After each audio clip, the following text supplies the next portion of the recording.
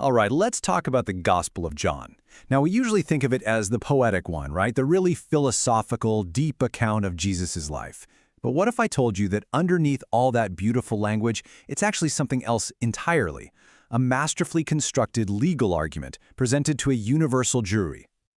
Yeah, you heard that right. What if the author isn't just telling a story, but is actually trying to prove a case? See, this idea is the key that unlocks the entire book. John is presenting evidence, he's calling witnesses to the stand, and he's building piece by piece toward a final, stunning verdict about who Jesus of Nazareth really is. And the trial begins immediately, with maybe the most loaded word in the entire ancient world, logos. Now, to the Greeks in the audience, the logos was the cosmic operating system, the rational principle holding the whole universe together. To the Jewish audience, it was God's creative word from Genesis 1, the word that spoke all of reality into existence. So John's opening claim is just explosive. He says this eternal, creative, rational force became flesh and blood and moved into our neighborhood. So who is this prosecutor making such an incredible claim? Well, the book tells us it's an eyewitness, one of Jesus' inner circle, known only as the disciple whom Jesus loved. He's not just sharing memories, he's delivering his opening statement to the jury. Picture this. It's around 90 AD, decades after the events actually happened. He's had an entire lifetime to reflect on what he saw, what he heard, what he touched. He's the last living apostle, and he is laying out his case to prove, beyond a reasonable doubt, who Jesus really was. This isn't just a story, it's sworn testimony. And, unlike most authors who kind of hide their main point, John puts it right out there near the end of the book. This is it. This is the entire reason he wrote the whole thing. It's not just about convincing your mind with facts, it's about inviting you into a kind of belief that leads to a whole new dimension of life. Okay, so every good prosecutor needs evidence. John's first move is to present Exhibit A, a series of 7 specific miracles, which he calls signs. But here's the thing, these are way more than just impressive deeds. They're clues, symbols pointing to a much deeper reality. And why 7? Well, that number wasn't random. To his ancient audience, Jewish and Greek, the number 7 was a big deal. It represented divine completeness, perfection. So right from the start, John is signaling that Jesus isn't just doing some neat tricks. He is the full and complete revelation of God. So let's just look at a few of them. The signs build in intensity. It starts with turning water into wine, like the best wine, showing the crazy, over-the-top generosity of God's new kingdom. Later, he feeds thousands of people with just a couple of fish and some bread, which then sets the stage for him to claim that he is the true bread that gives life. But the signs culminate in the most dramatic one of all, raising his friend Lazarus from the dead.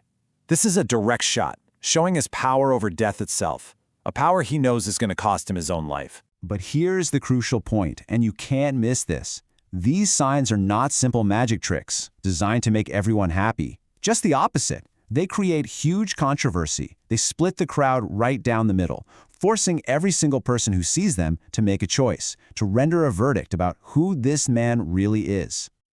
Okay, so after presenting the evidence of what Jesus did, John pulls a brilliant move. He calls his star witness to the stand, Jesus himself. And now it's Jesus' own words that become the most powerful and the most controversial testimony in the entire trial. And Jesus makes some claims that are, just staggering. This one in particular was so shocking that the people who heard it literally picked up rocks to kill him on the spot. He says, "Before Abraham was, I am." So what did they hear in that moment that we might miss today? Now, he uses this specific Greek phrase, eimi. For anyone who knew the Hebrew scriptures, this was unmistakable. It's the direct Greek translation of the personal sacred name that God revealed to Moses at the burning bush. So this isn't just a claim to be really old, it is a direct claim to the divine name itself. It's an earthquake of a statement. And just like he did with the 7 signs, John structures his gospel around 7 formal I am declarations. Jesus doesn't just say he can give you bread or show you light, he claims to be these things. He is the bread of life. He is the light of the world. He is the resurrection. This is the defendant's own testimony, and it's the absolute core of John's case.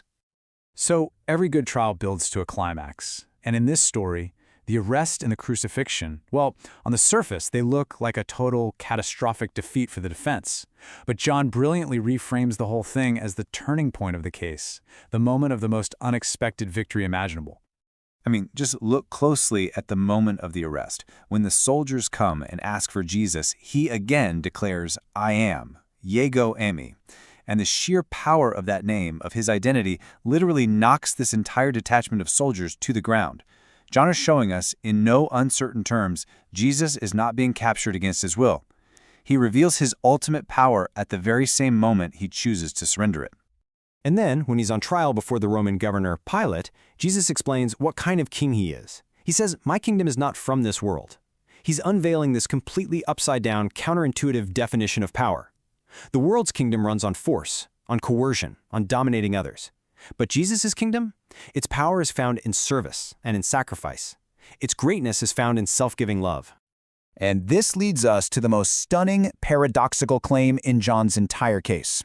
The cross is not a defeat. In this cosmic courtroom, the cross is the throne.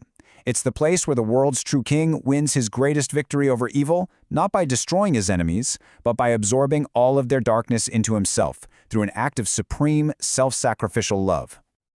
So with the trial over and the climax past, we finally come to the verdict. And it's not a verdict of guilty or innocent, it's a verdict of life itself, a verdict that's offered to everyone. The resurrection is presented as the seventh, the final, and the greatest sign of them all. This is the universe's ultimate stamp of approval on Jesus. It's the divine vindication of every single I am statement, every miracle, every radical claim he ever made. This is the evidence that proves the entire case. And John doesn't even stop there. He shows us this incredibly intimate moment where the risen Jesus finds his terrified disciples, he breathes on them and says, "Receive the Holy Spirit." The echo here is so intentional, you can't miss it. This is meant to remind us of the creation story in Genesis, where God breathed life into the very first human. This isn't just bringing someone back to life, John is showing us the beginning of a whole new creation.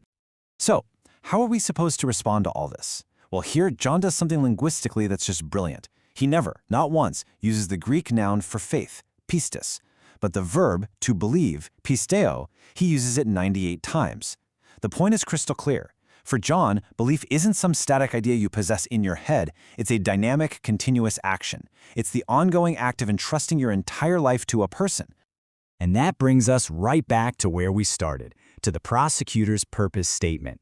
He's presented his witnesses, he's laid out all the evidence, he's recorded the defendant's own shocking testimony, and he did all of it to invite us into that active, life-giving, ongoing trust. So, the case has been made. The author has rested his case. He's presented Jesus as the eternal Word made flesh, the perfect revelation of God's love, the conqueror of death itself. All the evidence has been submitted. The question is now passed from the author to the jury, and that means it's passed to you. What's your verdict?